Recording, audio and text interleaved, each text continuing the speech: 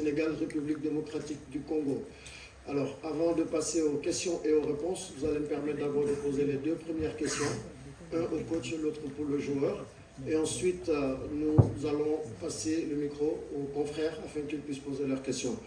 Coach, on va vers un match très important pour vous, l'équipe du Sénégal demain, contre un adversaire que vous connaissez, que vous avez déjà joué et récemment. Comment est-ce que vous avez préparé ce match? Bonjour tout le monde. Bon, comment on a préparé ce match? Pour nous, tous les matchs sont importants. Donc, que ce soit le match de demain, ou le match passé, ou les matchs qui vont venir à l'avenir. Voilà, on les prépare bien, comme on prépare toutes les autres équipes. On sait que face à la République démocratique du Congo, ça sera une belle opposition, ça sera un match difficile, voilà, qui nous attend demain. Donc, on est bien préparé et armé pour aller chercher cette victoire.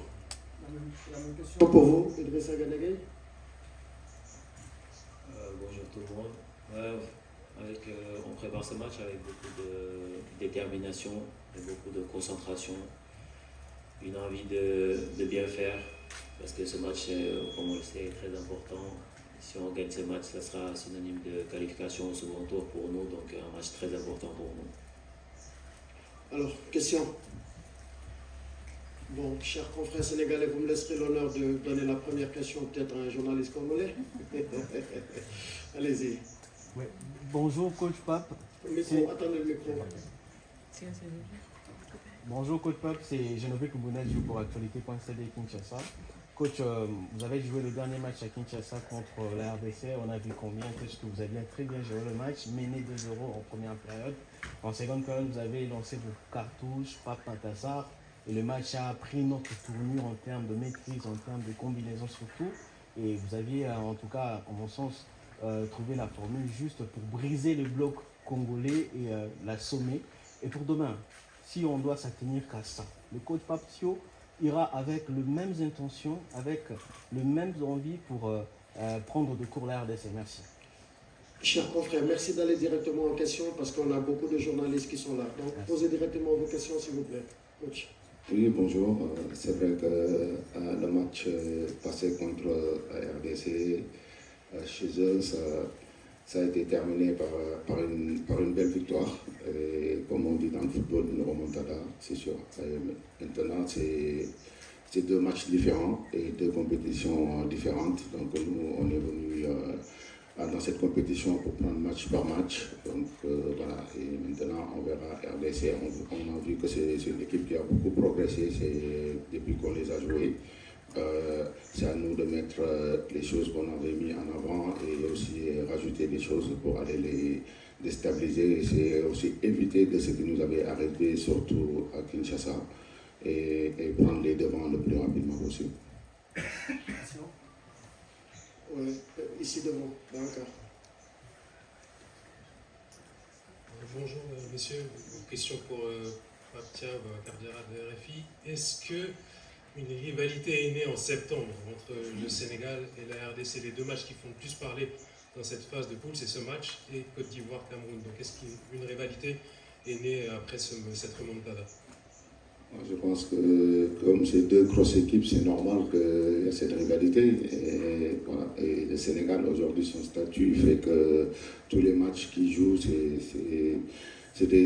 presque des derbies, on va dire. Et comme les gens ils disent, c'est une finale de la poule. Et pour moi, la finale, c'est pas demain. Pour moi, la finale, ça sera le 18 et on a envie de jouer cette finale. Donc, ça passe par ce match de demain, essayer de confirmer notre statut et gagner ces matchs et avancer, prendre match par match. Là, ici, Amina. Bonjour coach, c'est Amina Adien, journaliste Galaxy du Sénégal. Coach, on voit que le Congo est une équipe réputée pour son engagement physique. Comment le Sénégal s'est préparé à répondre à ce défi? Excusez-moi, je n'ai pas entendu. Coach, on voit que le Congo est une équipe réputée pour son engagement physique. Maintenant, comment le Sénégal s'est-il préparé pour répondre à ce défi? Oui, c'est sûr qu'on sait qu'ils ont des arguments physiques, mais après, chaque équipe a ses arguments. Nous, on va rester sur les miens. et garder nos principes de jeu et essayer avec ça de plus les faire mal plus qu'au match à Kinshasa. Les deux prochaines questions pour le joueur Idrissa Gana Gueye. Là-bas au milieu. Microphone, le micro là-bas. Bonjour. Bonjour. Une question pour Idrissa Gana Gueye. Il dit, Présentez-vous s'il vous plaît. Mamadou Ndiaye, journaliste à TFM, télévision sénégalaise. Idrissa, c'est votre 6e CAN et vous sortez de match abouti face au Botswana. Comment mettons cette expérience au service du collectif, surtout face à une RD Congo très engagée physiquement? Merci. Oui, comme j'ai eu à le dire, on a la chance d'avoir des joueurs expérimentés dans l'équipe nationale, dans l'équipe nationale du Sénégal. Et voilà, nous on est là pour apporter notre expérience à cette équipe, à ces jeunes qui pour eux c'est leur première CAN, pour d'autres leur deuxième. Et voilà, ce mix fait que le groupe fonctionne très bien et nous on est là pour juste apporter notre expérience, que ce soit sur le terrain et en dehors du terrain, leur apporter cette sérénité qu'on doit avoir tout le temps et ce qui va nous permettre d'aller le plus loin possible dans cette compétition. Question toujours pour le joueur. Ici. Bonjour coach, bonjour Idrissa, c'est Soledja, journaliste à la radio Futur Média. Alors Idrissa, vous avez en quelque sorte barré la route cette équipe congolaise pour le mondial, mais depuis donc le match RDC-Sénégal, on a vu une autre équipe donc, de la RDC, d'après ce qu'il a fait sur ces barrages-là. Aujourd'hui, ne craignez-vous pas un peu cette équipe congolaise? Merci.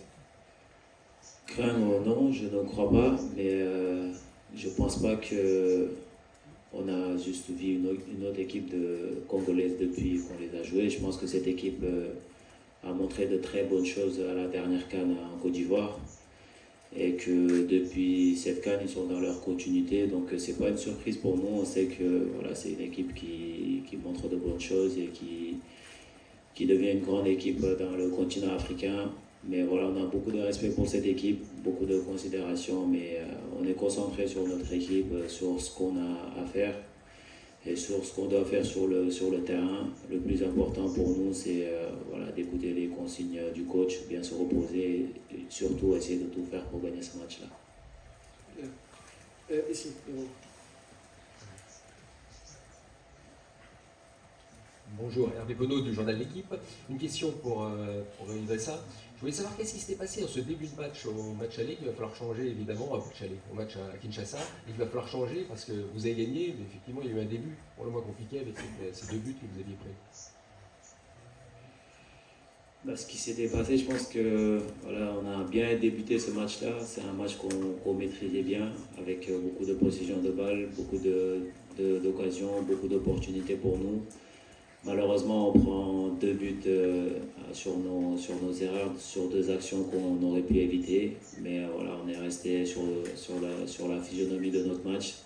Et c'est ce qui nous a permis de revenir sur ce match-là et de pouvoir le gagner parce que voilà, on a été cohérent du début jusqu'à la fin avec les consignes du coach qui étaient de rester patient. Et surtout, on a montré la grandeur de cette équipe. Même à 2-0, on n'a pas paniqué, on a continué à jouer notre football, à essayer de trouver des failles dans cette équipe congolaise. Et c'est ce qu'on a réussi à faire, même si c'est arrivé à la deuxième mi-temps. Mais voilà, ça prouve qu'on a les capacités qu'il faut pour gagner contre n'importe quelle équipe.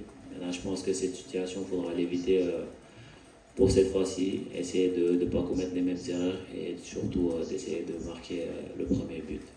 Alors, on revient au coach, encore cette fois-ci, ensuite on repartira sur le joueur. Là-bas derrière, enfin. Oui. Bonjour, Ibrahim Mouk, RTS Sénégal. Coach, selon vous, quelle devrait être demain la clé du match face à la RDC? Bonjour Ibrahim, bon, la clé, il y en aura beaucoup. Déjà, tout à l'heure, tu sais, on en parlait, il y aura déjà la patience, voilà, et surtout la détermination. Comme on dit, c'est les footballeurs qui jouent les matchs, mais c'est les hommes qui gagnent les matchs. Donc, et nous, on en a des hommes. Donc, je pense que ça va jouer beaucoup sur ça. ensuite je reviens par là. Ici à gauche. Bonjour coach, c'est Adama Kandé de GS Sénégal. J'ai une question, c'est juste revenir faire l'état des lieux, parce qu'on a vu lors de la dernière séance, Chérif Ndiaye avoir des soucis, selon les nouvelles. Donc il s'est rétabli, il n'y a aucun souci. Aujourd'hui, vous en parlez, confirmez, et puis nous faire l'état des lieux. Globalement, tout le monde est d'attaque pour ce match. Oui, bonjour Adama. Moi, je pense que déjà, alhamdoulilah, j'ai tout mon effectif à ma disposition.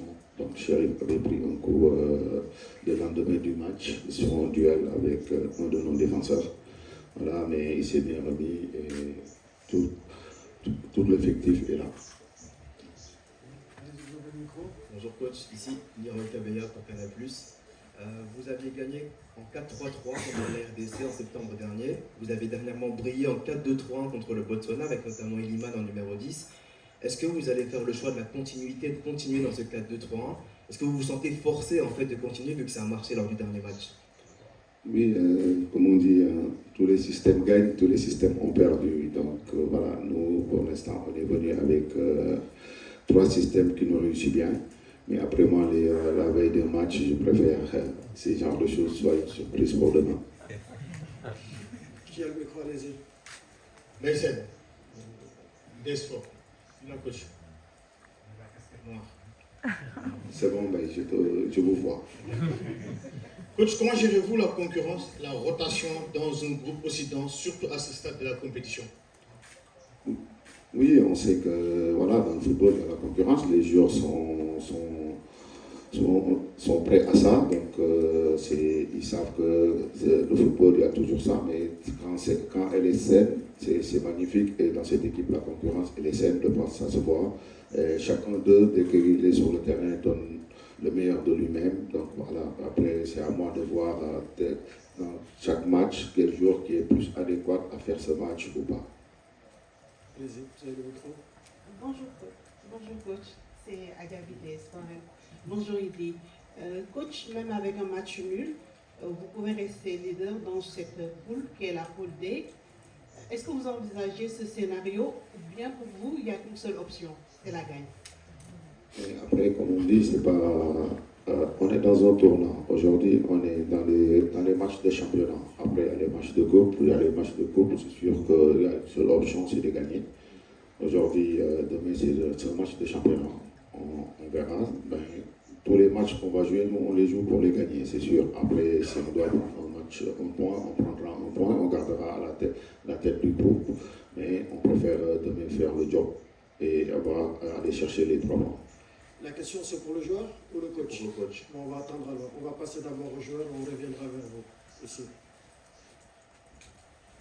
Bonjour coach, bonjour Idi, assistant de RFI. Idi, moi je voulais savoir, ça fait plus de 10 ans que vous êtes en équipe nationale, vous avez côtoyé des entraîneurs, beaucoup de groupes. Je voulais savoir aujourd'hui, ce groupe-là, qu'est-ce qu'il a de plus par rapport au précédent? Qu'est-ce qui fait sa force aujourd'hui? Bonjour, une question très difficile.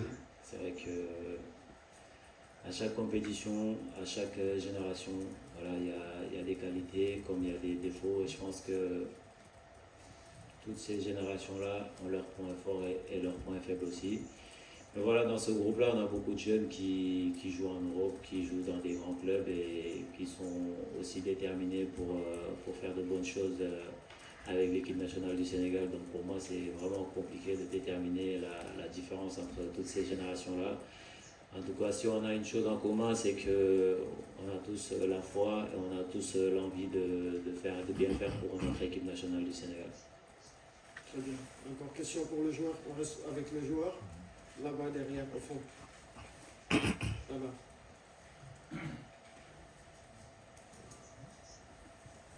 Bonjour Idrissa, Babacar Faye de BBC. Alors, on vous a vu alerter à propos de l'efficacité offensive malgré les 3 buts marqués face au Botswana. Aujourd'hui, vous disputez également votre 6e CAN. Comment votre rôle personnel a évolué au sein de ce groupe? Comme j'ai eu à le dire, c'est vrai que quand j'ai rejoint l'équipe nationale du Sénégal, il y avait des cadres qui étaient en place. Donc voilà, j'étais le petit jeune qui venait de commencer. Aujourd'hui, mon statut a changé. Je fais partie des leaders, je fais partie des cadres. Donc c'est à nous de montrer l'exemple, c'est à nous de montrer le chemin à ces jeunes joueurs qui rejoignent l'équipe nationale du Sénégal. Donc ça commence par en dehors du terrain, à l'entraînement et surtout pendant le match, et surtout faire passer les messages que veut faire passer le coach à toute l'équipe. Mais en tant que joueur sur le terrain, ça ne change rien. C'est toujours le même joueur qui est aussi déterminé, qui a aussi envie de gagner encore une coupe pour le Sénégal. Chers confrères au fond de la salle, s'il vous plaît, merci de vous asseoir, s'il vous plaît. Dans le couloir. Vous voulez vous asseoir? Merci. Toujours pour le joueur, hein? Par ici. Non, on est encore au joueur. Une question là. Bonjour, Nafia Marfal de Sport,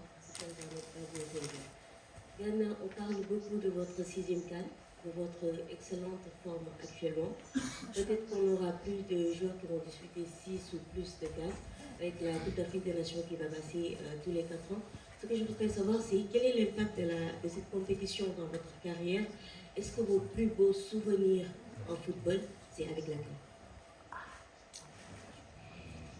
C'est vrai que la CAN est très importante pour nous tous, et pour nous Africains, et surtout pour nous Sénégalais. Et ouais, ça fait partie de mes plus beaux souvenirs d'avoir gagné la CAN pour la première fois pour le Sénégal. D'avoir joué une finale aussi avant contre l'Algérie qu'on a perdu, mais ça reste quand même une belle compétition et voilà, on tient beaucoup à cette compétition. Je pense que tout jeune Africain rêve de jouer la CAN et aussi représenter son pays dans le haut niveau de ce qui se fait de mieux en Afrique.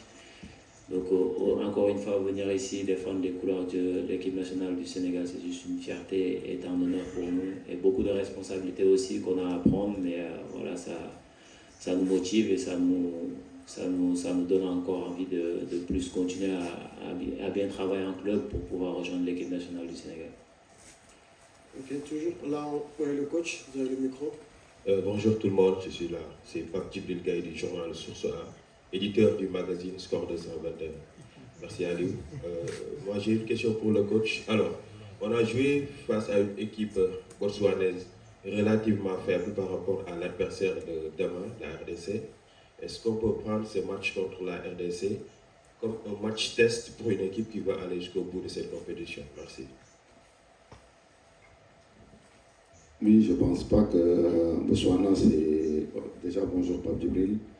Je ne pense pas que Botswana, c'est une équipe faible parce qu'il mérite sa place dans cette CAN. Et toutes les équipes présentes méritent leur place.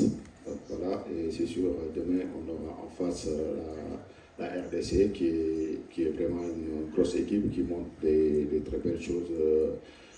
Surtout que depuis qu'il a perdu même la CAN dernière, elle termine 4e, je pense. Et c'est une équipe qui fait vraiment des bonnes choses. Voilà, mais nous, on est là. Face à n'importe quelle équipe, on prépare les matchs de la même manière.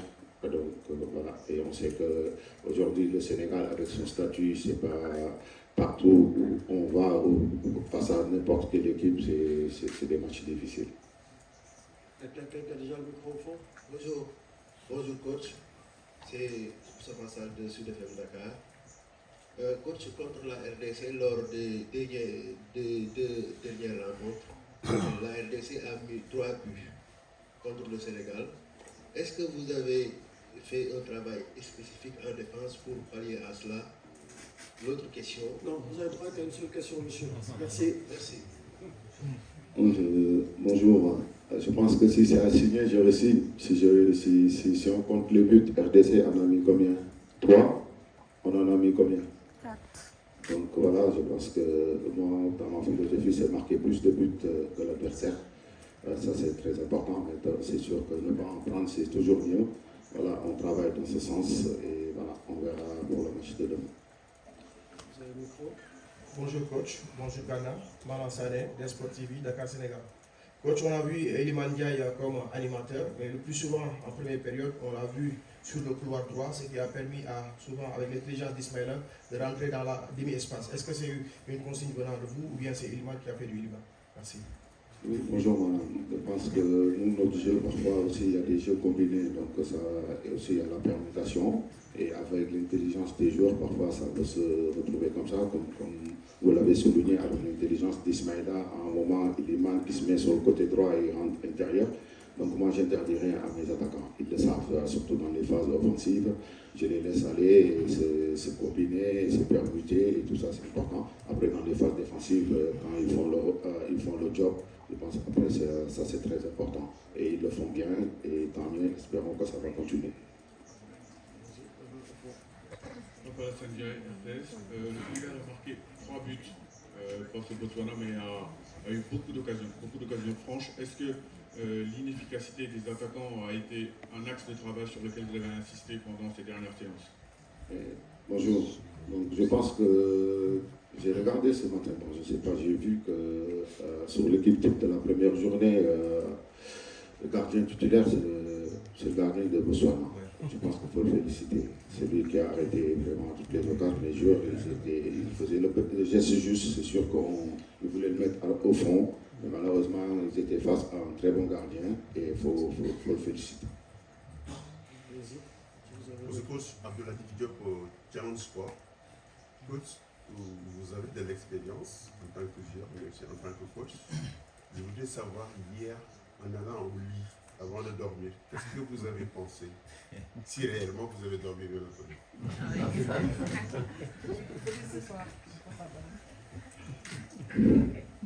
C'est pas facile d'avoir un effectif avec des joueurs de ce calibre. Pour dormir, c'est un peu difficile. Mais bon, après, avant de dormir, je pense toujours à rapporter la canne chez moi. Y a-t-il des confrères congolais qui voudraient poser des questions? Oui, au fond.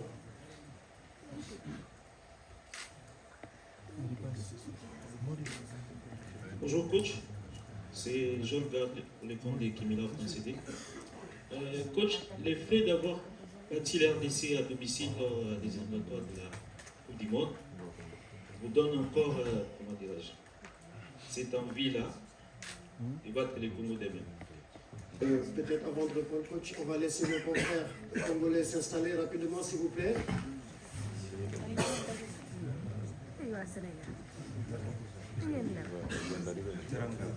Ils viennent de Casablanca, donc on peut leur faire cette petite faveur.